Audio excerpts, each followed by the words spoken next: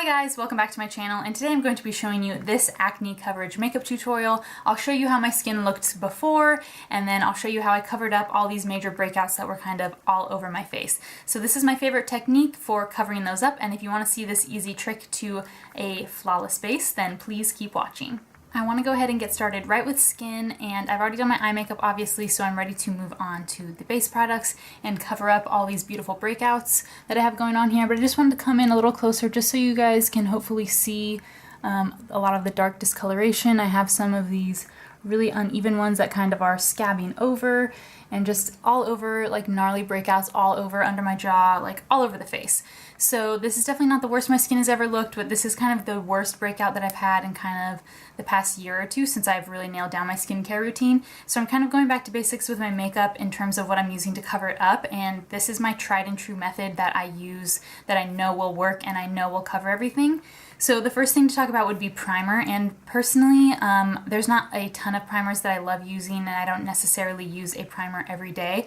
I have my skincare on now, and I think I'm going to skip primer just because I'm not like loving any one at the moment and I don't have some of my favorites. But some of my favorites that I would recommend for oily acne prone skin would be the NYX Angel Veil or the Becca Backlight Priming Filter. Both of those have never broken me out and I think help kind of make my makeup look more luminous and last longer throughout the day. But definitely be careful of something, especially like the NYX Angel Veil or anything that kind of has that silicone-y texture, because that can kind of clog pores and irritate your breakouts even more. So I say proceed with caution on the primer front.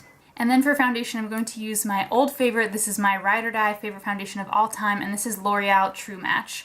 And I chose this because it has a really great buildable coverage.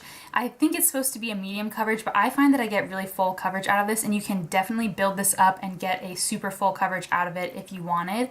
But I would definitely not recommend using any light coverage and trying to build it up, because the more layers you put on, just the cakier it can tend to look. But this particular foundation I think makes the skin look very skin-like still and not get too cakey, and like I said, you can really build it up and cover most of your blemishes just with this. And my body's a little tanner than my face today, so I'm gonna go in with my damp beauty blender, and this is the shade N3, which is a little darker than my normal shade in this, and hopefully that kind of evens out my tan look. So I just tip some over onto my beauty blender, and this first dab will go through the center of the face, and I'm gonna start blending it in.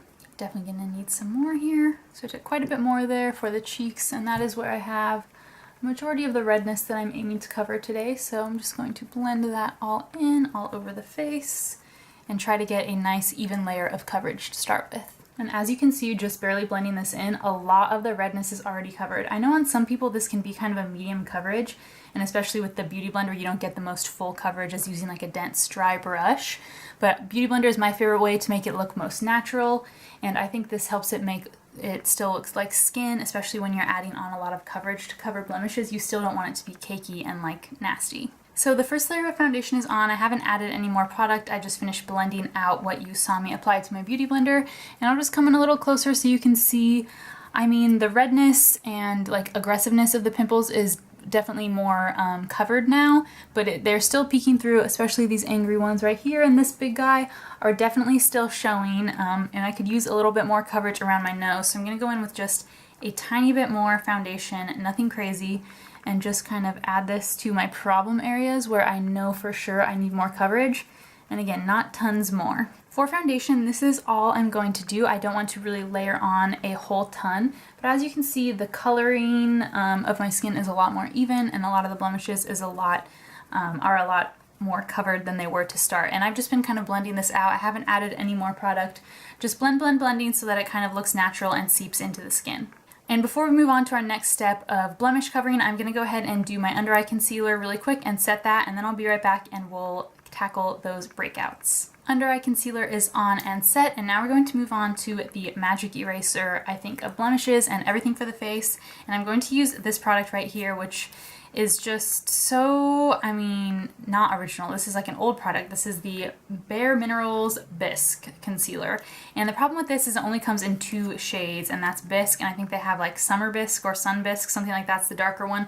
But it's just a regular BareMinerals mineral powder. And I'm going to use this on my Real Techniques, what is this? Expert Face Brush. And this is the dense one. People tend to use this for liquid foundation and blending that all over the face. But I think this is the perfect size for this technique that I'm using. So I'm going to take some of this powder and tap it into the lid there. Hopefully you can see it, but I'm just getting some and kind of loading my brush full of it so that there's quite a bit there on my brush, and then I'm going to dot this over any blemishes.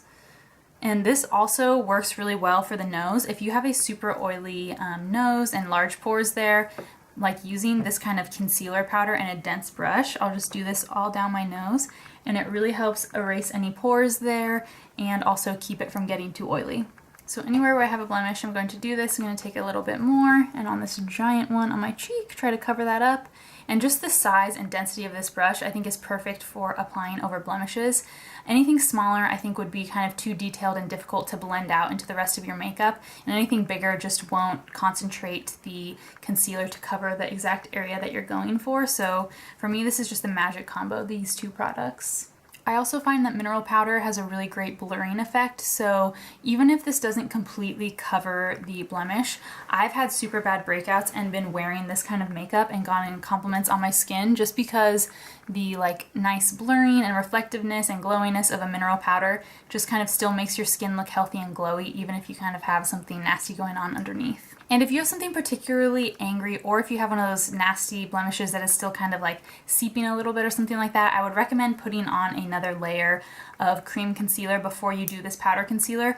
Personally, the kinds of breakouts that I have right now, I think don't need that, so I went ahead and skipped that step and just went straight in with powder. But if you have something super aggressive, definitely do a cream underneath and then this powder. And I also think adding this powder on top of any cream, like super thick concealers, also helps blend it out so that it doesn't look super cakey there. But I don't think I need that, so I didn't want it to look too cakey, so I'm just doing the powder concealer today.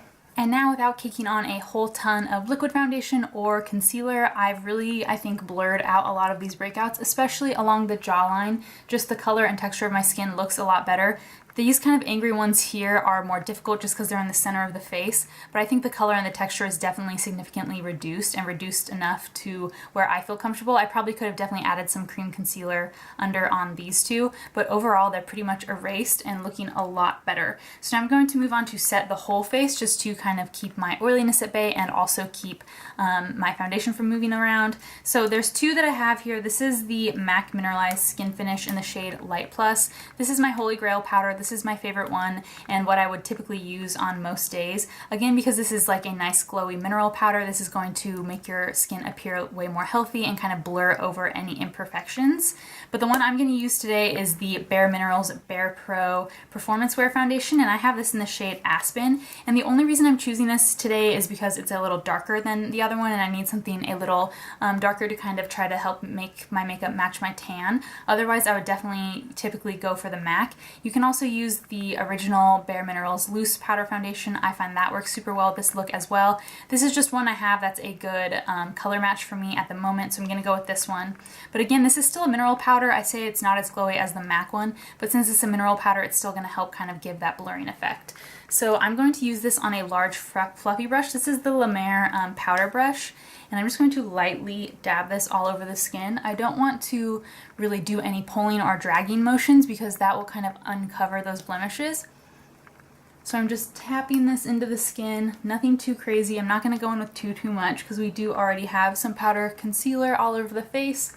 I just want to make sure I set any wet foundation areas that haven't been set yet. Okay, so the base is done, and I'm really happy with the full coverage effect that I'm getting at the moment and all the blemishes that are being covered. And I'm going to finish a majority of my makeup off camera, but before I do, I just wanted to mention one other trick that I have for kind of covering blemishes. I'm going to go in with bronzer next, and this is the brush that I always use for bronzer. This is the Real Techniques Duo Fiber Face Brush, and the reason I like this instead of something, you know, like a more dense regular brush or like a super large regular fibered brush. The duo fiber really helps the product go on softer and is less harsh and doesn't move the product underneath as much. So I find using a duo fiber brush is a lot gentler and doesn't remove any of the coverage that I have underneath. I just use this kind of brush with a really light hand and kind of swirl on my bronzer that way, especially if you have blemishes in the region, obviously, where you're putting your bronzer. You don't want to kind of take that coverage away after you just worked so hard to kind of cover up all your blemishes. So I definitely prefer using powders over blemishes just because it doesn't kind of move the coverage away, and I also prefer using this brush because, again, it's going to help keep the coverage covering them and then also dust on some bronzer so you still look glowy. So I'm going to go ahead and finish the rest of my bronzer, blush, highlighter, and brows, and then I'll be right back. Alright, I finished the rest of my makeup. I added blush, bronzer, and highlight and finished my brows and added a lip product. But I just wanted to quickly mention that the bronzer and blush that I picked were both matte, which I think also really helps, especially if you have a lot of breakouts and texture on your cheeks. For example, on this side I have 2 breakouts here and this one here, so I tried to keep my highlight above that. If you have breakouts underneath your highlight area, it's gonna make them show, so it's up to you if you want to accent them in that way or not. Usually if I have pimples near my highlight like I do today, I just go ahead and highlight anyway because I want to wear highlight. But it's not the most flattering thing traditionally on the face just because it's kind of going to make sure that those are really beaming and showing. But like on this cheek, I don't have any pimples there, so it looks nice and clear where I have the highlight, and it looks a little bit better than this side. So that's a personal choice for you, but just a little tip.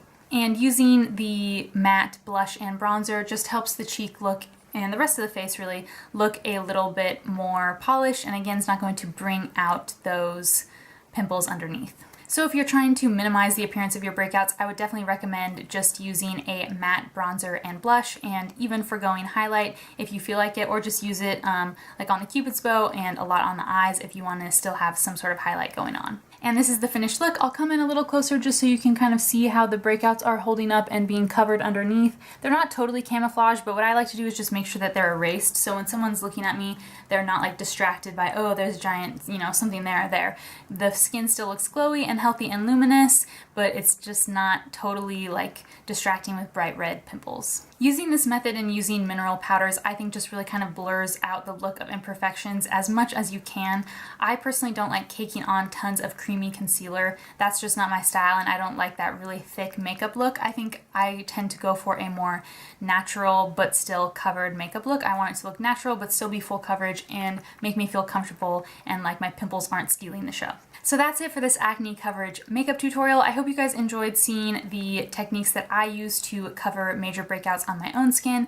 This I found works really well for me, and the mineral powder also helps absorb extra oil on your face. So for me, I have oily and acne prone skin, so this really just helps keep me looking fresh and clear throughout the day. And as always, I'll list all the products that I used and mentioned in the description box down below. So if there's anything that I didn't show in detail on camera, it will still be listed down there so you know kind of what products I used to achieve the overall look. And of course, all the specific acne covering products that we talked about, like this BareMinerals concealer, I'll also have listed down there. If you enjoyed this video, please subscribe if you haven't already, and please tell a friend. I really appreciate it, and thank you so much for watching.